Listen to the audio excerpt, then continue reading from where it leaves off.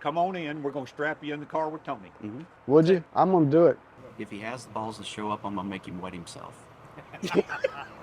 You stand me up, I'm going to clock him right in front of the cameras. Hey, I was just kidding about that.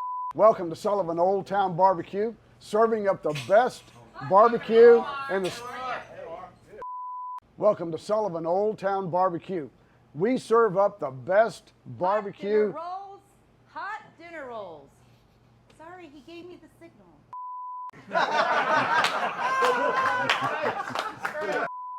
Welcome to Sullivan Old Town BBQ, where we serve up the best barbecue in the...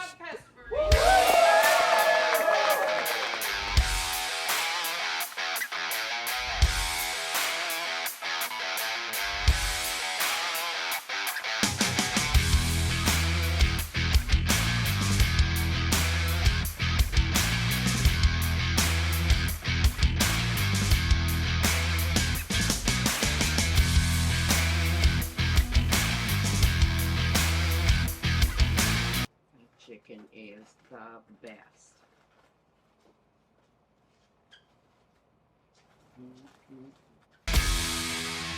Hey, Terry. Hey.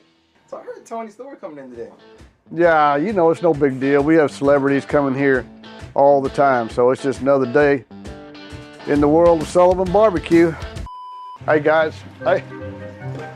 Tony Stewart almost here. Get ready. All right. We don't get all uptight about it anymore. Tony's almost here. Get ready. Okay. Yeah, it's normal. It ain't no big deal. I think I got it right. I got it now. Tony Stewart's almost here. Oh Lord, I'm nervous. I'm a nervous wreck. You know, a few weeks ago we had DeMarvion Overshawn, number 13 of Dallas Cowboys. He dropped by. I had to school him a little bit, you know, in how to play football, and I think it worked out. The Cowboys won last week. Today we got four-time NASCAR Cup Series champion Tony Stewart coming in, a legend in that industry, Hall of Famer. I'll be glad when he gets here and to meet him, but we ain't getting all uptight about it. Hey, Jerry, you gonna adjust mine when me? Jerry, I'm busy right now. I think he's almost here.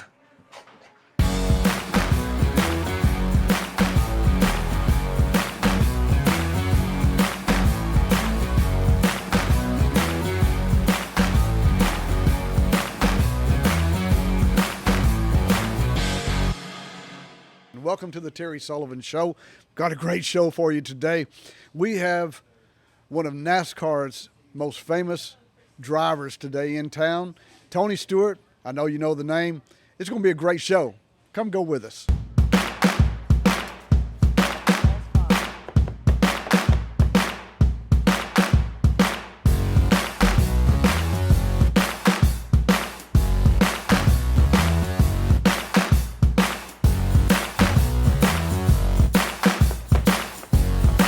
Well, they didn't tell me he was bringing his dad in here. I got the whole doggone family, 2 generations. More pressure. It ain't no big deal. I got it. I better go check on him. Tony, you good? Jerry, you good? Yeah. Are you jealous because I'm paying more attention to him today? Oh, He's having to pay more attention to me because I'm sitting here threatening to get on his plate over there. hey, you ain't jabbing nobody. Don't make me call the law. You know I will. Lamar, how'd you get to sit at this table? I told you weren't going to sit at this table today. Tony's got to have some of that before he's done. You know, you can ask for too much around here. I know who you are, and I've heard your name through the years, but I'm not a NASCAR follower. So I'm at home last night in my bed until midnight looking at footage, and the more footage I look at, the more I say, I'm afraid of this guy. So it's working. That'll be real nice to have. Well, we've got 85 seats out there. We're going to building it for entertainment. Oh, Yeah. I think that'll be What? nice. Huh? Gonna get some billiards in here? Hey, we ain't playing around here. How we doing, boys? You need some more? No, sir. Full had nothing to do with it. We just pushed through, baby. Yeah. We pushed through. You want some more drink? Yeah, I will. Well, Unsweet. you weren't supposed to say yeah. Now I got to go get it. Dayleo, you good? I'm good. How are you? I'm great. You good? You all right? You good? Good. I can't remember what he said. Sweet or unsweet? He gonna get unsweet. This is why you don't ask me to do stuff. I couldn't remember what you said, so I got you unsweet with some. Yeah, you knocked out both. Right. That's exactly why people don't need to ask me to get them stuff. I own this joint, but I don't know where half the stuff is. Man, I'm excited to have Tony Stewart in the restaurant today, the famous NASCAR driver. I didn't know he was coming in, but he and his dad came in, so I was a nervous wreck trying to get everything ready for him. I don't even know what that means, but we got everything ready for him. And when he's in, now here's the deal. I don't know anything about NASCAR, nothing. I mean, I've never been to a racetrack. I know the name Tony Stewart, like Jeff Gordon and those guys, Earnhardt and those guys, but I don't know anything about NASCAR. So I had to stay up until 1:30 in the morning the night before and looking at a lot of footage. I looked at a lot of footage. Well, this is what I found out. This guy is a 4-time NASCAR Cup Series champion, along with a bunch of other championships in the NHRA and other races.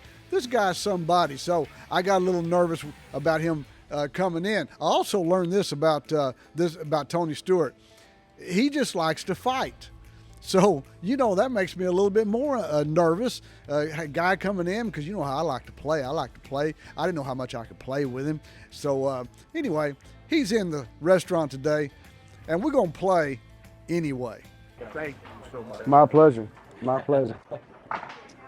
Don't let him run off with his care package now. Tell me what this is. Got bit by a shark in Iowa. I was kind of hoping that was NASCAR related, so I don't care now. Good for that shark. It was a sprint car. There you go. Now we're talking. I don't remember where in hell we were at, but it happened in Iowa. It was at a race in Iowa. Uh-huh. And this girl at this bar one night, she goes, "What happened?" I said, "I got bit by a shark." She goes, "Oh yeah, where at?" I said, "Iowa." She goes, "Oh." I went, "You want a drink?" I got to drive a 330 mile an hour this weekend, and it's not going to be happy when I sit my fat ass in it. Gotta get on the treadmill. Full belly on it. So, man, it is. I'm telling you, that's by far the best catfish I've ever had. There is nowhere on the planet you can have meatloaf like that ever again. Brisket. If I lived within an hour here, I'd be here every day for lunch. I'm glad he don't. This is rummy right here. Where'd you get that little thing? That's just a baby. Huh? That's just a baby. That's the way I like them, baby. The smaller they are, the less they run. That lady just shot that. Oh, 7x7. Oh, that's a hell of an animal right there. Some guy brought this into me one day. I got to put it up in the dining room. I just sent all this to my wife. What'd she say? I sent her that, and that. Oh, Lord. I'll show you exactly what I sent her. I said, "Now this is how you have lunch." She say, "Bring me some." Yeah, she has about a 70% success rate of whether it's edible when she cooks, so we don't let her cook very often. This pit right here we use for all the short runs. Turkey, chickens, anything less than 7 hours goes on this pit right here. We're gonna make a trip to Indiana. I've had a food truck for a long time, and I've always wanted to go north with it and just stop from town to town, cook all night, sell all day, go to the next town. Ruin people. The problem is it looked like Forrest Gump. You'd have one after the first day, you'd have 5 after the second one. You'd have a caravan by about the second week. Yep, yeah. You have to pick up my dad. His brother, my uncle, wouldn't even remotely put you guys anywhere in the same conversation. But he had an old smoker there. Well, it was a 2-story. I don't remember how many units were in there. Probably 6 on each level. And he had the top right one, and had a smoke pit out behind that. And the bottom left, he built a pizza place. Somebody burnt the whole thing down. I mean, it went up like a tinderbox. Yeah. That smoker was still there for years. Yeah. Oh. Concrete slab, and I asked him, I said, Yeah. I think I could buy that smoker, and I talked to somebody, and they gave me a price on it, but part of the frame was all burnt. But literally, if we were careful, we could get the whole thing intact. Yeah. I asked him if he wanted that thing. I said, "I'll buy it." He goes, I don't have anywhere for it. Oh, it broke my heart. I drove by that thing for years. I mean, I'm telling you, probably 15, 20 years after the thing burnt. I'm telling still you. there. These things right here, if a hurricane, tornado took this thing away, dude, it's It'll still be there. That'd still be right. It's a good thing I don't live within an hour of here. I'd make a smoker out of you. You'd say to hell with NASCAR. I did say hell with NASCAR. Hey, Kerry, I got would you cater 5 more to races. Indiana? Huh? Would you cater to Indiana? I would for Tony, but not for you. You cook, I'll drive. Wouldn't that be a Put some good lids on that stuff. Wouldn't that be a hoot? Man, it's great to have you today. Thank you. We appreciate it. What'd you think about our food? God, are you kidding me? I told him, I said, it's a problem. It's not a luxury. It's a problem coming here. So, because you get here and you feel normal. You leave here, you don't feel good. Because you can't stop eating. I sat there and 3 times I told him, I said, I'm done. And then I kept looking. I'm like, I can eat 1 or 2 more bites of that. That meatloaf killed me. That thing was sitting right beside me, and it was just sitting there going, come on, 1 more. You can't stop. Well, listen, I don't want to speak out of turn because I know you know who you are, and NASCAR champion, NHRA champ, all that kind of stuff. But I got to tell you, you were embarrassing today. Listen, trust me, I was disappointed in my own performance. I got car owners that are trying to get me lighter for the race car, and I come in here and I'm like doubling my body weight before I leave. So How fast you got to go this weekend? faster than I'm going to be able to go most likely. But we need to be in the, I would say Friday night's qualifying run, we need to be in the mid 330 mile an hour range. I give you 220. Yeah, best. That thing probably won't leave the line. It won't have enough shit to get off the line. Well, no kidding. Look at you. I know. I look like a swollen tick. Feel like a drum in a marching band. I'm gonna take a picture and send you your wife. Don't worry, she knows. She knows. You know, I don't like to tell on people, but Tony was very clear about Leah. Leah's his wife. She don't know how to cook. Well, and he wants me to teach her? No, I can't work miracles. But Leah, learn how to cook. This man eats a lot. In fact, I'm gonna regulate how often he can come in here because he eats a lot of barbecue while he was in here. You just keep her here for about 10 years and teach her how to cook, and we'll be fine. So. Well, I can do a lot of things. Miracle's not one of them. I'll tell you that right now. I've heard how she cooks. Don't put that on film either. Oh, don't worry. If she was here, we'd say it right in front of her. She agrees with the 70% number that I tell everybody. She literally, the last time she cooked, it was just barely tolerable, and I ate the whole thing and thought, all right, I'm good for a while. The next day, she goes, I think I'm gonna cook, and I'm like, oh God, I don't think my body can take this. And I got about almost halfway through the plate, and she got 3 bites, and she goes, yeah, we're not doing this, let's go. Threw it all in the trash and went in town. And Hey man, you gotta admire the honesty right there now. well, when she won't even eat her own food, I just need to be a little more patient when she puts the plate down and let her get started on it first. I tell you, just having this conversation makes me want to throw up in my mouth. I don't even know what to do. Hey, let me ask you a question. Do you miss racing NASCAR? No. I mean, the biggest part, I miss the people. The people are the part I miss. It's like anything else. Technology comes in and it evolves and it changes, and it's just not what it used to be when I ran it. And when I ran it, I feel like I got in on the tail end of when it was the best. So, what they're doing now, I mean, they're doing what they're doing for the reasons they're doing it for, but I don't know that I agree with all of it. But it's a sport that's gonna make it a long time. Let me ask you a question, because you like to fight. Occasionally, only when I need to. So, just about every race you were in, you got pissed at somebody. Who was the one guy that you wish you hadn't have gotten into it with? Well, that was a guy on the side of the road on the interstate one day when he got out of his truck, and when his head went up when he got out of the truck. That concerned me a little bit. There weren't too many guys I was worried about on that side. What about the guy in the stands that came after you? He definitely won't come out of the stands ever again. He got his clock rushed. Yeah. Yeah. Well, we cleaned his clock. Why don't you and I get right here and see who goes at it? Well, go over there.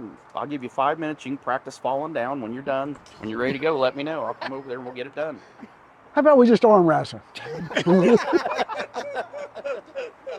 Picking on me now like I got a full belly. He knows all the blood's here. I'm not even going to have any blood in my arm to wrestle. So He set you up for that. yeah. where are you racing this weekend? Race at Ennis, Texas this weekend. So we got the charity event tonight, and then we'll drive over there, and we've got some kind of a fan fest deal tomorrow evening. But that track, they do a really good job promoting. Mhm. So, but we've got that tomorrow night with all the other drivers, and then we start running on Friday.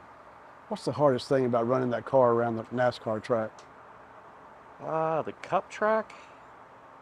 Today it's not. The fun part's trying to. I mean, I've got one guy in mind that I'm going to save till last because I might have to bend the car up just a little bit to get the effect I'm looking for. But if he does not show up wearing Depends, it's going to be a bad day for him. So. But the car that I drive is actually an old Richard Childress racing car that was a super speedway car like they ran at Daytona and Talladega. So it's not really, body-wise, isn't built for a mile and a half at Texas. But I've driven that car for years, and we have a good time. It drives good, and How about I come everybody to good ride. How about I come to Ennis and drive for you this weekend? If you think you're ready to go from a standing start to 330 miles an hour and 1,000 feet, and you think you can do it, game on. I'm like Rusty and every other old man. I'm ready in my mind. Yeah. My body, not so much. I will tell you this, of all the things I've driven in my career, which I've ran like 24, 25 different types of race cars, which nobody does that anymore. The drag car, the hardest thing about learning how to drive that was literally, there's different increments. So the first time, increment time you get is 60 feet. In 60 feet, the car's already running 100 miles an hour. In 60 feet. I mean, we're talking from this car to the fence right there. Well, not even the fence, probably to the dumpster right there. How in the That's world? further than 60 feet probably. So think of that first car right there, and from here to there, the car's already traveling 100 miles an hour. How do you hold your head together? There's a strap that holds your chin, that's off the chin, Yeah, that goes down to your seat belts. yeah. And there's not a, you would think when you leave that your head goes back against the pad. It doesn't touch anything. You want that strap to hold it, because if it shakes the tires, it does this. Yeah, So you got this tire off the ground, so it's going back and forth, while the cage is going like this. yeah, And your head's in the middle of it, so you don't want your head hitting anything. yeah, yeah. Beat the brakes off of you. When you were, I forget what race it was, when you were in that race where you went airborne and landed on top of that car, were you conscious that whole time? Yeah, I was looking right in the, if it's the Talladega one that I'm thinking of, I tried to block at the last second, and it was 1,000% my fault. We all crashed. But when it got upside down, I literally was looking down in the guy's lap. I was looking down at him, he was looking up at me. Both of us going, this isn't the way this is supposed to work out. That's a lot tougher sport than some people think it is. Yeah, it's fun when you take guys like pro basketball players, and especially football players. I mean, I feel like the football players and hockey players probably are the most physically fit. They got to be strong, they got to be tough, they got to have endurance. You get those guys in a stock car and you run around there 10 laps, and they're like, we don't know how you do this for 3.5 hours. Yeah, yeah. And it's like anything else, it's just what you get used to and what you get conditioned for. But those G-forces on your body, I mean, the cup car you'd run 3.5 hours, but it's 140 degrees in there half of the summer. Yeah, yeah. So you're in a hot car for a long period of time, and you have to stay mentally focused as much as you have to be physically strong. Yeah. And you go into a drag car, and that dragster runs 1,000 feet in 3.5 seconds. Yeah. So went from a car that I ran for 3.5 hours now to a car that runs 3.5 seconds. And you'd think, well, that ought to be a piece of cake. Well, it's 6 Gs on the positive side when you go down the run. When the parachutes come out, it's negative 6.5. So it's a 12 G swing. And so you'd sit there and go, well, it can't be hard on your body. Well, the G forces are what's hard on your body in a drag car. Yeah, yeah. So I mean, you make 2 runs a day, and I'm so sore at the end of the day. It's like I realize how old I am when I go to the hotel at the end of the day. You know, you may want to think about retirement. I would, but I'm too lazy to work a real job. And you don't want to eat your wife's food. I also learned this about Tony's dad. His dad's name is Nelson, and those guys are inseparable. His dad goes to all of his races wherever he is around the country, but I also found out that he doesn't say much. He just smiles. I would ask him a question, and he would just smile. I'm thinking, what is wrong with this man? But he does talk a little bit. You know what? He reminds me of my dad. He just knows when to talk and when not to talk. Let me ask your dad a question. Did he always have a temper growing up? Well, if you'd have grown up around him, you'd have had a temper too. You know, somewhere along the way, you have learned not to say much. I think it was the part where I finally got big enough that he knew if he started something, I was probably capable of finishing it. What's the one thing that you learned from him growing up that you practice today? So I I don't remember the day, but I do remember the deal we made when we first started racing, and it was just racing go-karts. But I remember he made me make a deal with him that if I wasn't having fun doing it, that we wouldn't do it anymore. We would stop, because this isn't driving race cars isn't something you can do half. I mean, if you're going to do it, you got to be committed to it. And you've got to be all in. And I've never forgot that part. And that's part of why I got out on the NASCAR side of it. It's just stopped having fun with the direction it was going. So back to our deal when I was 8 years old, not having fun doing it, go do something different. When Tony won his first Cup Series championship, how did it make you feel as a dad? Yeah, it's indescribable. I cried a lot. He's a crier, though. He tends Really to cry kind a of titty lot. baby, I think. I'm not ashamed of it. I was just damn happy for him. Yeah. All he'd gone through to get to that point. Yeah. Listen, we don't allow crying here at the barbecue house, so maybe you want to go to Dickie's. How fond are you of the media? Actually, much more fond than people think. So even the NASCAR media back in the day, and there's some of them that I didn't like back in the day that I'm good friends with now, and the ones that I was okay with and friends back then were still friends. I have a lot of friends in the media, contrary to popular belief. That's because they're scared of you. Nah, they're not scared of me anymore. So they have a job to do, and we have a job to do too. And we didn't have anything like football, basketball, baseball. They'll have a cool off period before they go do the media room. We get out of the car and there's somebody with a microphone in your face. Well, you can imagine you got 40 people on the same racetrack and they're trying to all accomplish the same goal.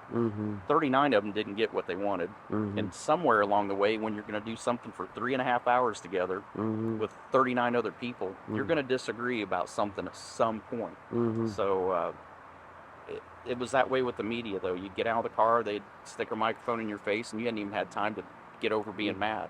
Or at least even talk to the person that you're mad at and get their side of it. So, but they got their job, they do, and I think as time, I became a media guy. I started doing commentary for Fox, and so some of the guys that I didn't like, I actually started working with. You know what the greatest thing is though about you is you said whatever you were feeling. I mean, I don't have a very good filter. You weren't afraid of it. No. When I want to ask you how this affected you. When Dale Earnhardt died, how did that affect you? I don't think any of us at the time realized how big of an effect it was going to be, but that was, to me, that was the beginning of the end for NASCAR. And I'm sure NASCAR will be here long after I'm gone, but the popularity and when it was at its peak was when Dale Earnhardt was alive. And as soon as he passed away, that needle started moving the other direction again. It went from building to Dale dying, and it's starting to go back the other way. So when something like that happens to somebody like that, did you ever think, you know what? Did it take you a minute to get back in the car? No. I actually, the crash that took his life, I crashed 25 laps earlier than he did. My crash physically looked worse than his, and it physically wasn't, but to the eye, it looked like a way worse crash than what he went through. Yeah. And I've lived through Dale. I had teammates my first year in an Indy car. My teammate died in a practice crash. A rival that was a friend of mine, Kenny Irwin, he passed away at a NASCAR race in practice one day. I've had friends that we've lost. I've had teammates that we've lost. So race people and athletes are a special breed of people. We race hurt, we race sick, we don't take days off for stuff that people take days off for these days. So we're just kind of a special breed, and we all know, all my friends know that I race with, that if something happened to me at the racetrack, go race. Because that's what we all do. That's our lives. That's our passion. So if something happens to me, don't get out of the car and don't shut the event down. Everybody get back and go finish. That's my wish. I want them all to do what we love doing. So you just have to be, it's no different than what you do here. You're dedicated to what you do in your craft, and you can't think of anything else but what you love doing every week. So same for us as drivers. We can win a race on Sunday, and literally 24 hours later, we've already we know we've won, but we quit celebrating because we're already thinking about the next weekend and trying to figure out how do we do it again. Yeah. Yeah. So you'll spend more time thinking about the next race than you do the one you just won, Yeah. Yeah. and celebrating it. Well, listen, I wanted to tell you that if you want, I can teach you how to smoke meat, and you can come work for me. You'd let me do that? I pay $19 an hour. That's probably more than you're normally making, but It is more than I make. I don't mind stretching it up to 20, You would do that for me. just for you, Tony. I don't know how I can turn that down, bud. You're not going to hit me, are you? No, I'm gonna bring my resume. I'm gonna get my wife to retype my resume. I haven't had it typed up for a while, but She got to be one special woman to put up with you. she's just as screwed up as I am. I tell you So- what, That's an understatement. Yeah. it's the first time he said Tell anything all day everybody long. she's me with breasts. So You got a few. Tony well, Stewart. there was a while that mine were bigger than hers until she got We're pregnant. not going to put that on film either. There's a lot of editing's got to go right here. Tony Stewart, the best there is. He didn't do it for free today. I fed him my whole kitchen today. Well, all right. Well, we got a deal now. But let me ask you a question about it. Now, what is the name of that again? Speedway Children's Charities. And so you do this charity. Tony's here, raises money, That's right. and it's for the kids in North Texas. That's right. Absolutely. How many years have we been? Somebody 14, asked this your 14th year? This is the 14th one. Yes, Tony's 14th year. So Eddie Gossage, that used to run the racetrack, came up with this concept, and originally it was a media event. The first year we did it, it was to promote the race coming up, and they always go in 2 weeks before the event to promote it. And Eddie came up with the idea to do it, and basically took all these media members that came, turned the media center into like a football locker room. Everybody had a locker, had their own helmet, their uniforms. So basically it was like a fantasy camp, a one-day fantasy camp. Wow. So they Wow. had a meeting in there with the instructors, telling them how to drive, what to look for on the racetrack.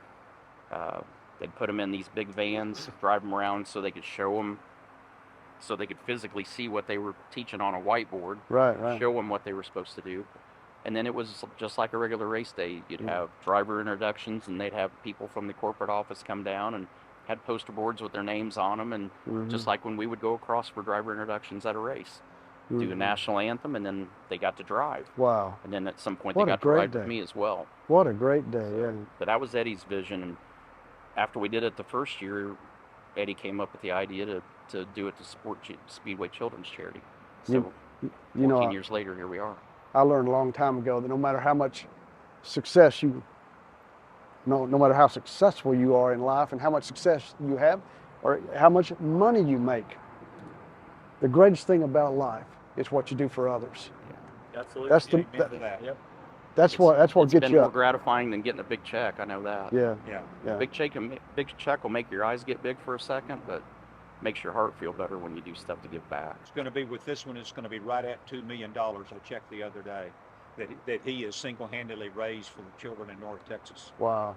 And Wow. if you get a chance later and you can break away from this fine establishment, you need to come out to Texas Motor Speedway, go to the South Tunnel, drop my name, tell him you're here to see Tony, and come in, and he'll take you for a hot lap, and it'll do wonders for your digestive tract. If you're having trouble passing anything, you won't have a problem after riding with me, bud. I'm about to pass something right now thinking about it. Oh, you'll be fine. Don't worry. So We there put the you pins go. on him and stick him in there. He does fine too. See, there you go. I'm just telling you, Terry. All right, I go to Texas Motor Speedway, Yeah. go to the South Tunnel, Uh-huh. say, Tell him Rusty sent you. Tell Rusty sent you. you're here I'm to going see to tell you right Tony. now, if they say to me, I don't even know who that is, we're going to have a problem. Come on in. We're going to strap you in the car with Tony. Would you? We'll Yeah. text you one of the credential things, and then Yeah. you can just put it on your phone. I'm going to do it. If he has the balls to show up, I'm gonna make him wet himself. And don't edit that. Nope, that does not get edited out. More editing. You have no balls if you do that. You be out there at 6:30. I'm going to be there at 6:30. You be at the South Tunnel at 6:30. You stand me up, I'm going to clock him right in front of the cameras. Hey, I was just kidding about that. Don't edit that out either. I want one of those helmets before I clock you. I was watching footage last night, and one guy was saying, take your helmet off. Take your helmet Yeah. off. We got to know. I finally, when I realized guys wouldn't take their helmet off, I use that to my advantage. I grab a hold of it and tip their head up, because where their head goes, their body goes. And when their eyes can't see anymore, and you got a clear shot of that chin, There you game go. on. So we're out in the back. We're around the pits. I'm interviewing Tony. We're having a ball, having a great time. And all of a sudden he says, hey, come to the track tonight and run with me. Well, first of all, I've never been to a racetrack. And secondly, I've never been into a race car, but I thought that would be fun. So I met him out at the Texas Motor Speedway at 6:30 Wednesday night when he was here. Now, here's the deal. I'm going to tell on myself just a little bit, but I'm very claustrophobic. I'm the guy, if I don't sit on the aisle seat on the airplane, I'm not going on the trip. So they picked me up, they put me in this race car, and I didn't know the race cars didn't have a door, but they didn't have a door, so I can't get out. So I'm tight in this seat, and I'm getting claustrophobic. I feel myself closing up, and the pit guy, he's reaching in the window, and he's cinching me up. Listen, I'm going to tell you something. When you get inside a race car, you just don't move, and everything is really tight. Well, I just can't breathe. So the guy says to me, I got to cinch you up. So what's what he's doing, and I can't breathe. I'm feeling myself closing up in this thing. So I said, hold on a minute. I'm not sure I can do this. Now the media's out there, they're taking pictures, they're filming, and I'm thinking, I don't want to be a sissy either. So I tell the guy, hold on, I'm not sure I can do this. Well, this is what he says. Just breathe. Well, that would have been good, but that's what I couldn't do. I couldn't breathe. So I said, so I'm thinking, I got to put a helmet on. No, I'm not, I'm not going to be able to do this. So I tell the guy, Tony sitting in the driver's seat, I'm sure he's probably thinking, this is an idiot. Why do I have this guy sitting in my car? He's in the driver's seat, but this is what he said. He said, hey, Terry, he said, listen, I'm claustrophobic too. But once this car gets moving, all that goes away. That's all I needed. I said, give me my helmet. I put my helmet on. I'm cinched up. I said, let's go. Well, about 100 feet down the track, he's at 100 miles an hour. He is exactly right. Once that car started going down the track, all the claustrophobia went away.